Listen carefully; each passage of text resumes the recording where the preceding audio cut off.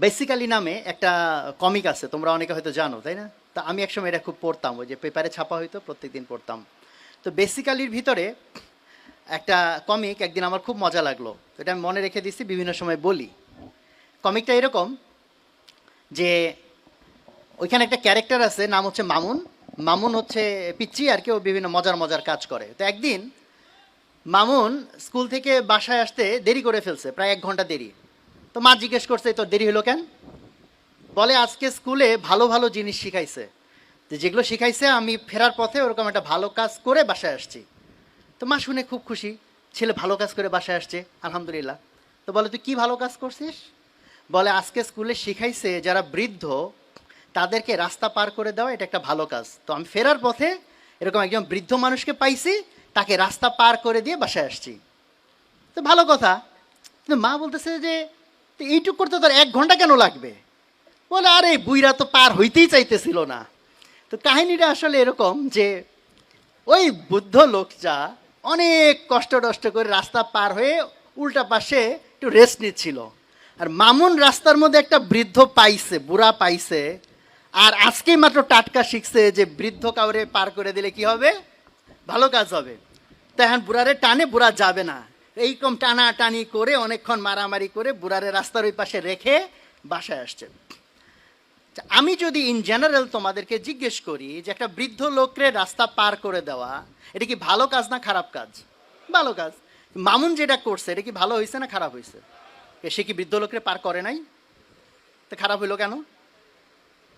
দেখো, এই গল্পটা আমি এই জন্য বললাম কারণ আমরা যখন তোমাদেরকে বিভিন্ন রকম নসিহা করি, যেহেতু এটা নসিহা প্রোগ্রাম, যে এটা করবা, এটা ভালো, এটা ভালো, সেটা ভালো, অনেক ক্ষেত্রে হয় তোমরা পারপাস বোঝার চেষ্টা করো না, উদ্দেশ্য বোঝার চেষ্টা করো না, ভিতর বিষয়টা কি এটা বোঝার চেষ্টা না করে জাস্ট ইনস্ট্রাকশন ফলো করতে চাও। তো শুধু ইনস্ট্রাকশন ফলো করতে চাইলে দেখো ভালো কাজ করতে গিয়ে খারাপ কাজ হয়ে যেতে পারে। এই বুড়ারে যে পার করছে সে, এটা কি ভালো হয়েছে না আলটিমেটলি বুড়ার জন্য খারাপ হয়েছে? খারাপ হয়েছে। কেন? কারণ সে এইটুকু শুধু বুঝছে যে বুড়াকে পার করে দিলে ভালো হবে, বাট সে এটার ভিতরের কথাটা বুঝে নাই, এর পারপাসটা বুঝে নাই। কারণ বৃদ্ধকে পার করে দেওয়াটা তো জাস্ট একটা উসিলা মাত্র, পারপাসটা হচ্ছে কাউকে হেল্প করা। তাহলে কাউকে রাস্তা পার করে দিলে যদি হেল্প হয় তাহলে এটা ভালো কাজ, যদি হেল্প না হয় তাহলে এটা ভালো না। তাহলে আমি যে তোমাদেরকে বলতে চাইবো যে ভাই উদ্যোক্তা হও, এটা করো সেটা করো, তোমরা যদি এইটার ভেতরের পারপাস না বোঝো তাহলে হইতে পারে তোমরা উদ্যোক্তা হইতে গিয়ে, অথবা শুধু উদ্যোক্তা না, অন্য যা কিছু আজকে আলোচনা হলো সেগুলো করতে গিয়ে তোমরা ভালো কিছু মনে করবা যে ভালো কিছু হচ্ছে মামুনের মতো, বাট দেখা গেল প্র্যাকটিক্যালি ভালো কিছু হয় নাই, খারাপ কিছু হয়ে গেছে। এই জন্য পারপাস বোঝা খুব ইম্পর্টেন্ট।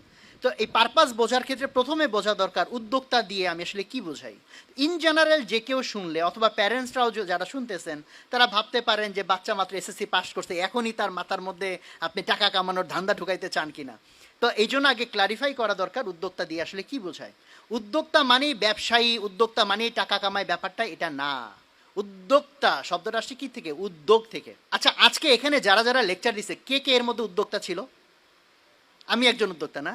আর কে কে উদ্যোক্তা ছিল? শাহ আহমদুল্লাহ কি উদ্যোক্তা? উনি তো একজন আলেম, নাকি উদ্যোক্তা? উদ্যোক্তা। কি ব্যবসা ওনার? আখেরাতের ব্যবসা, তাই না?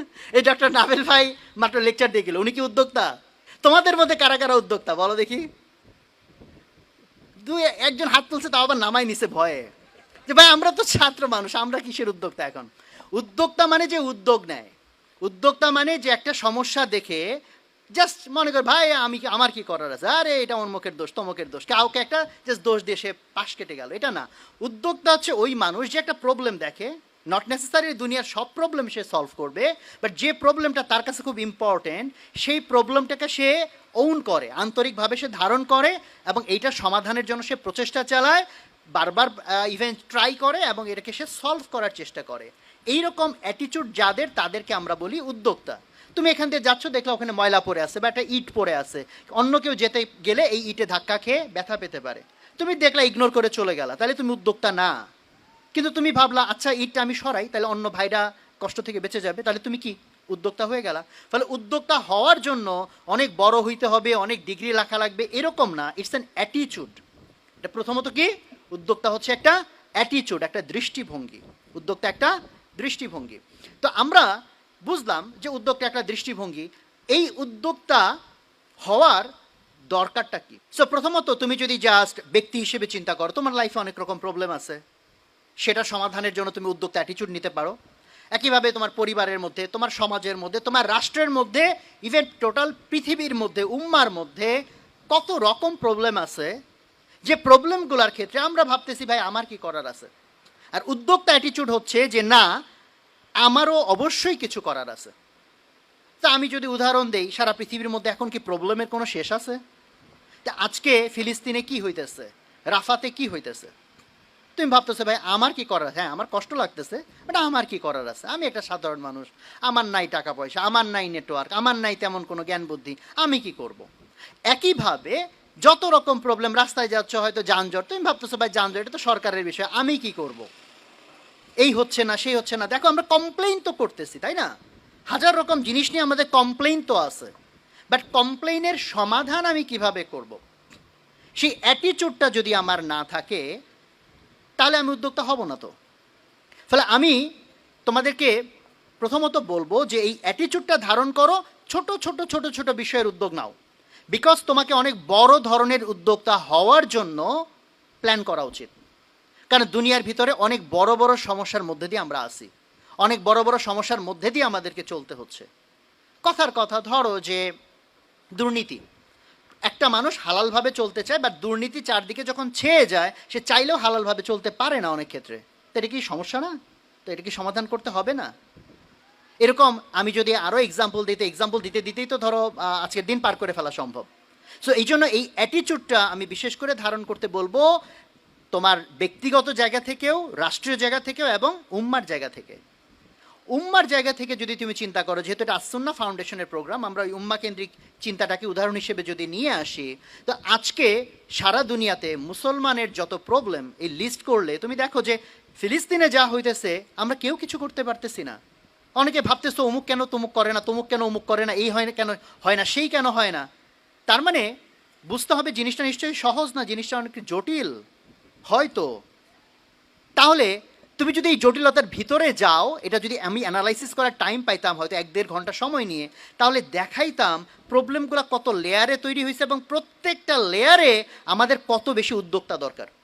শুধু এইটুকু আগে বোঝার চেষ্টা করো, তোমরা যখনই বড় প্রবলেম চিন্তা করো তখন হয়তো ভাবো যে আমার বোধহয় রাষ্ট্রনায়ক হওয়া দরকার, প্রেসিডেন্ট প্রধানমন্ত্রী না হইলে বড় সমস্যা তো সমাধান করা যাবে না। বাট আগে তোমাদের মাথায় এইটুকু ঢোকা উচিত, সারা পৃথিবীর এখন সবচেয়ে বড় বড় ক্ষমতা রাষ্ট্রের হাতে না, কোম্পানির হাতে। আমার কথা কি বুঝছো তোমরা? বড় বড় ক্ষমতা কি রাষ্ট্রের হাতে না কোম্পানির হাতে?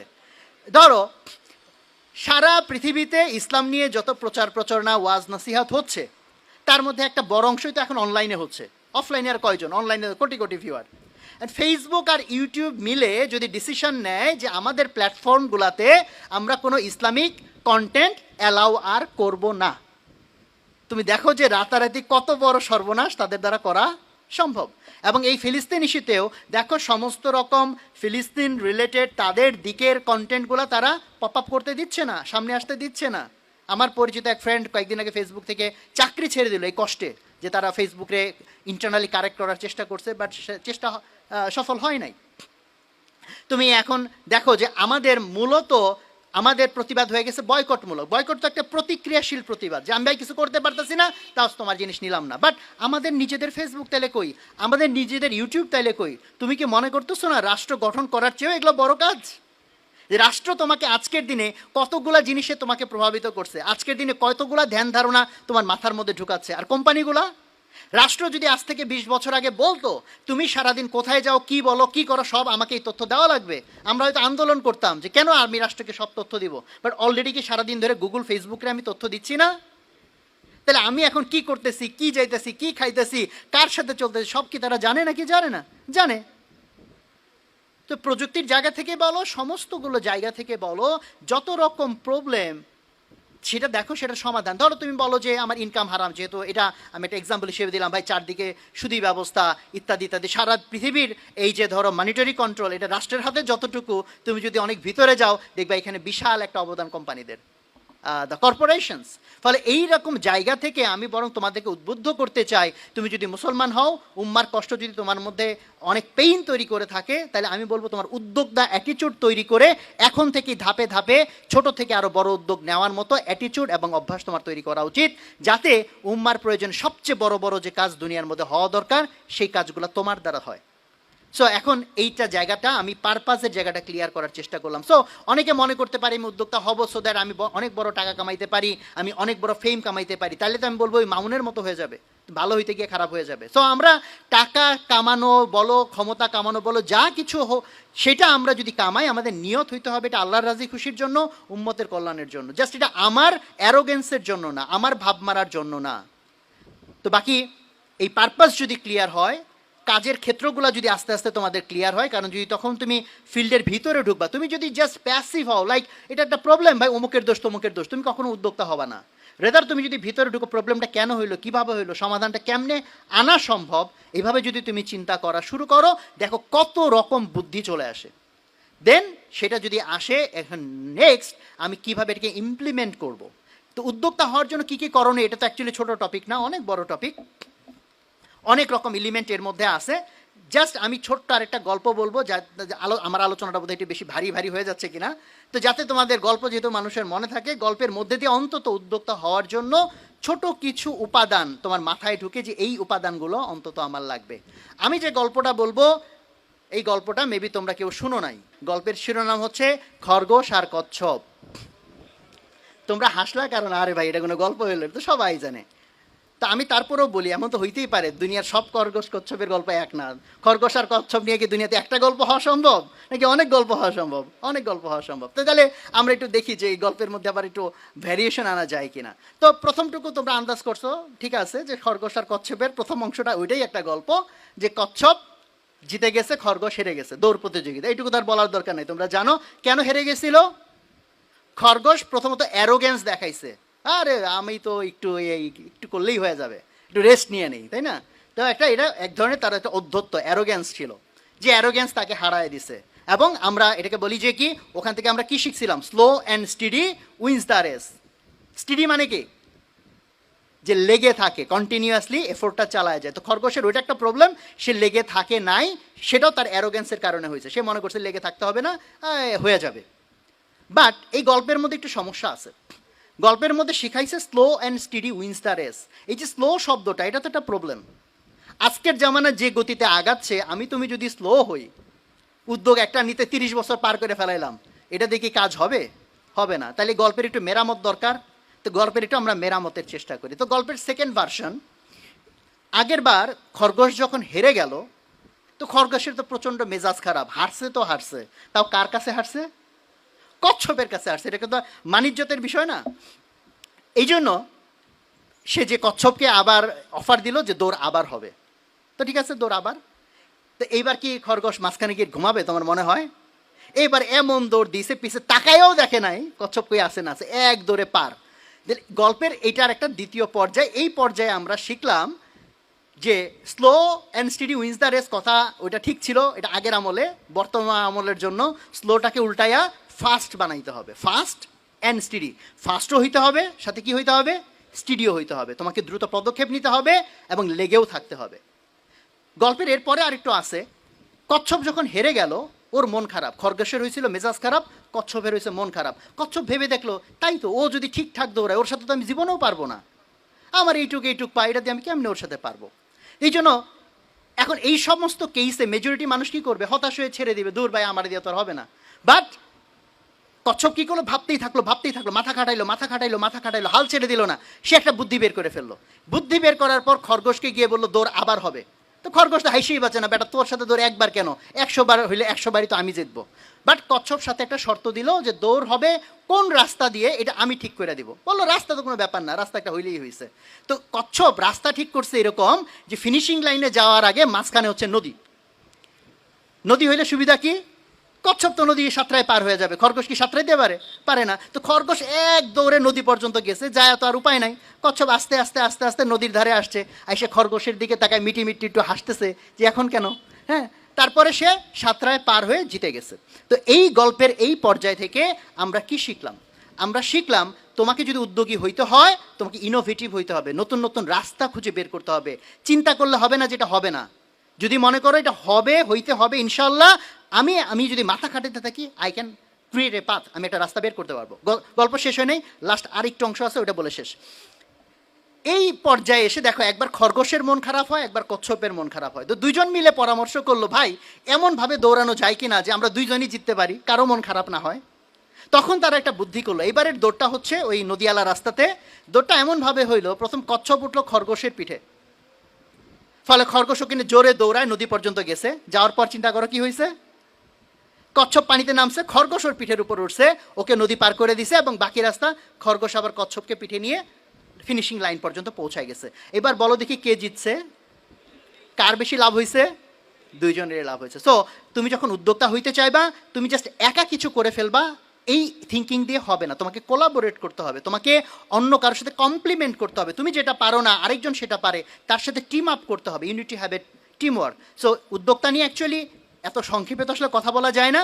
আমি জাস্ট তোমাদের মধ্যে অল্প একটু হলো আগ্রহ তৈরির চেষ্টা করলাম যে সারা পৃথিবীর ভিতরে উম্মতের অথবা দেশের অথবা পরিবারের যত প্রবলেম আছে এটা সলভ করার জন্য আমাদের আবেগ তৈরি হওয়া উচিত, এবং আমাদের এই উদ্যোক্তা অ্যাটিটিউড নিয়ে আগায় যাওয়া উচিত। আল্লাহ তাআলা আমাদেরকে তৌফিক দান করেন। সবাইকে আবার ধন্যবাদ। আসসালামু আলাইকুম।